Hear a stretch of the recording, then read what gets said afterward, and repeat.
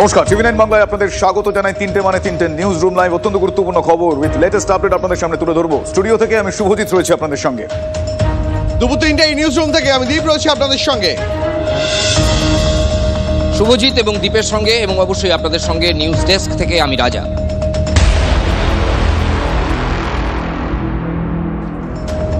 দেখুন, শুরুতেই যে খবর আমাদের নজর রাখতেই হচ্ছে, মুম্বাইতে অভিনেতা সাইফ আলী খান, সেই সাইফ আলী খানের বাড়িতে ঢুকে তার ওপর হামলা চালানো দুষ্কৃতী। টিভি9 বাংলার কাছে সেই হামলায় যে আততায়ী হামলা চালিয়েছিল সেই আততায়ীর এক্সক্লুসিভ সিসিটিভি ফুটেজ দেখাবো আপনাদের। এর পাশাপাশি আপনাদের দেখাবো যে ছুরি দিয়ে হামলা হয়েছিল সেই ভাঙা ছুরিটির অংশ, যে ছুরিটি মুম্বাই লীলাবতী হাসপাতালের চিকিৎসকরা সাইফ আলী খানের পাঁজর থেকে কার্যত বার করেছেন।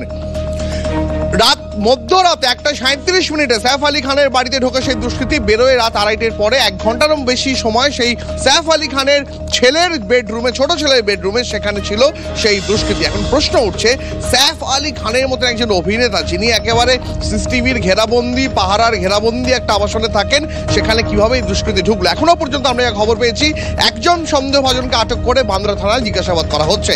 এই মুহূর্তে নয়াদিল্লি থেকে সহকর্মী জ্যোতির্ময় রয়েছেন, আমি জ্যোতির্ময়ের কাছে একবার জানতে চাইবো। জ্যোতির্ময়, এখনো পর্যন্ত সাইফ আলী খানের ওপর কে হামলা চালিয়েছে, কি প্ল্যান ছিল, কি মোটিভ ছিল?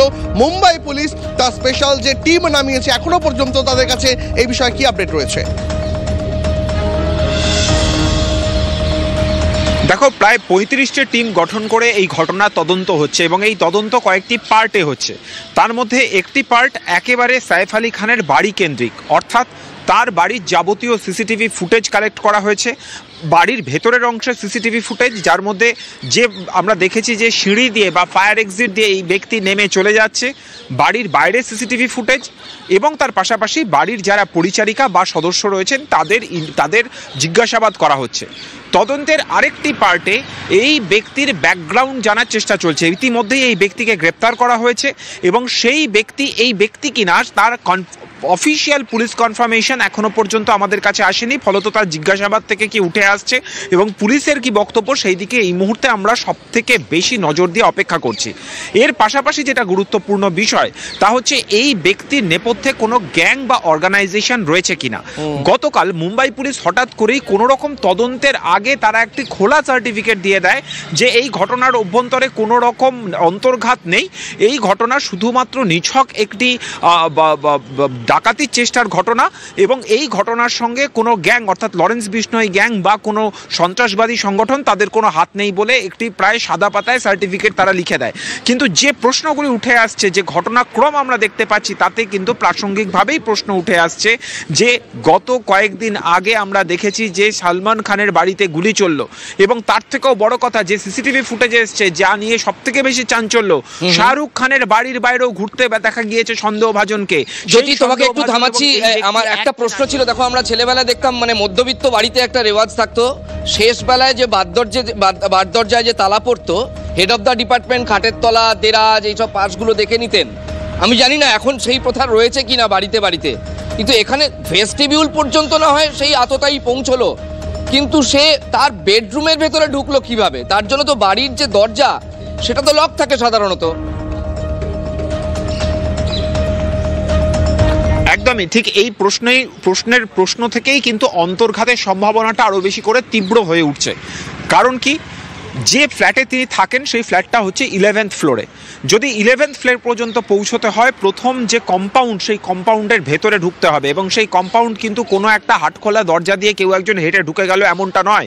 এই ব্যান্ড্রা এলাকার সব থেকে সিকিউরড একটি এলাকা, যেখানকার প্রত্যেকটা অলি গলি রাস্তায় সিসিটিভি রয়েছে, এবং এখানে প্রতি মুহূর্তে পুলিশের নজরদারি রয়েছে, কারণ প্রায় প্রত্যেকটি বাড়িতেই কোনো না কোনো সেলিব্রিটি থাকেন। সেখানকার একটি কম্পাউন্ডের ভেতরে এই ব্যক্তি ঢুকে পড়লেন, তিনি 11th ফ্লোর পর্যন্ত শুধু পৌঁছে গেলেন না, ঠিক এখানেই যে সব থেকে বড় প্রশ্নটা আসছে, তা হচ্ছে যে এফআইআর দায়ের করা হয়েছে, জাহাঙ্গীরের সঙ্গে যে পরিচারিকা ছিলেন তার যে বয়ান সেখানে রেকর্ড করা হয়েছে, তা থেকে আরো বড় প্রশ্ন উঠে আসছে। তিনি পাশের ঘরে বা বাথরুমের মধ্যে একটি ছায়ামূর্তি দেখতে পান, তখন তিনি জিজ্ঞেস করেন কে ওখানে আছেন, তখন এই ব্যক্তি আমার সঙ্গে থাকো। জ্যোতির্ময়, তুমি আমাদের সঙ্গে থাকো। এই প্রশ্ন তো উঠছেই, পাশাপাশি এই যে শাহিদ, যার কথা আমরা বলছি, যাকে এখনো পর্যন্ত সন্দেহভাজনকে আটক করা হয়েছে, তার বিরুদ্ধে কিন্তু এর আগেও 5টি অপরাধমূলক কাজের অভিযোগ ছিল।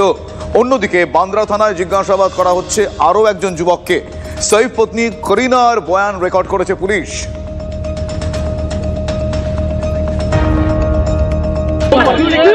पूछताछ के लिए किस मामले में ये नहीं पता, मुझे खुद को नहीं पता है। वहाँ पे क्या काम करते हैं? कारपेंटर का काम चालू किए थे। कारपेंटर का क्या बोल के ले गया पुलिस ने?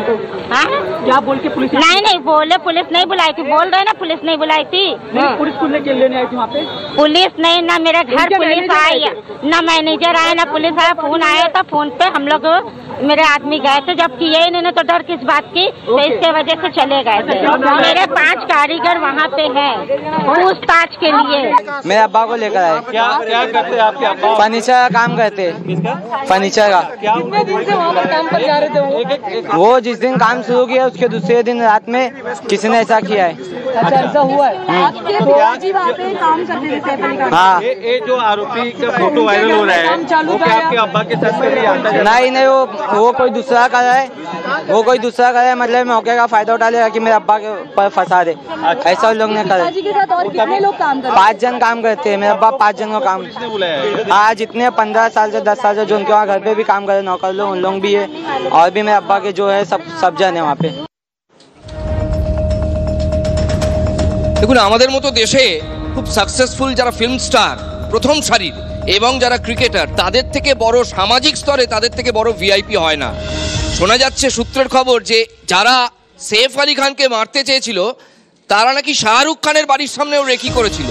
বিরাট বড় খবর, এই খবরের বিরাট গুরুত্ব রয়েছে সিকিউরিটির দিক থেকে। অবশ্যই আমরা কথা বলবো আমাদের প্রতিনিধি জ্যোতির সঙ্গে। জ্যোতি, তুমি একটু আগেই প্রসঙ্গটা তুলেছিলে, শাহরুখ খানের বাড়িতে কবে কিভাবে তারা রেকি করেছিল, কি জানা যাচ্ছে?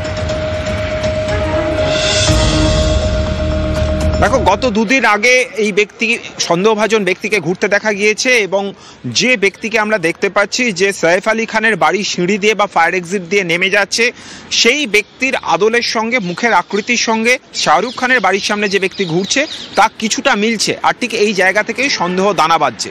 কিন্তু যে প্রশ্নটা উঠে আসছে যে পুলিশ যে সাদা পাতায় সার্টিফিকেট লিখে দিয়েছিল গতকাল যে এই ঘটনার নেপথ্যে কোনো গ্যাং নেই, ঘটনাক্রম কিন্তু সব থেকে বেশি গুরুত্বপূর্ণ।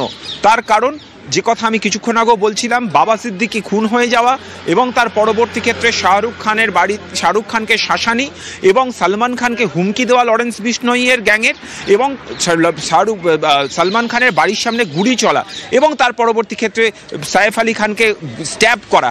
এই সৈফ আলী খানকে স্ট্যাব করার ঘটনার নেপথ্যেই কিন্তু যে বয়ানটা রেকর্ড হয়েছে, অর্থাৎ যে এফআইআর করা হয়েছে, তার সঙ্গে এই শাহরুখ খানের বাড়ির সামনে যিনি ঘুরে বেড়াচ্ছেন তার একটা দীর্ঘ যোগসূত্র রয়েছে। তার কারণ প্রায় আধ ঘন্টা বেশি সময় ধরে এই গন্ডগোলটা, অর্থাৎ মারামারি, ধস্তাধস্তি সবকিছু চলেছে এবং সেই সময় এই ব্যক্তির পালিয়ে যাওয়া যথেষ্ট সময় ছিল যখন তাকে প্রত্যেক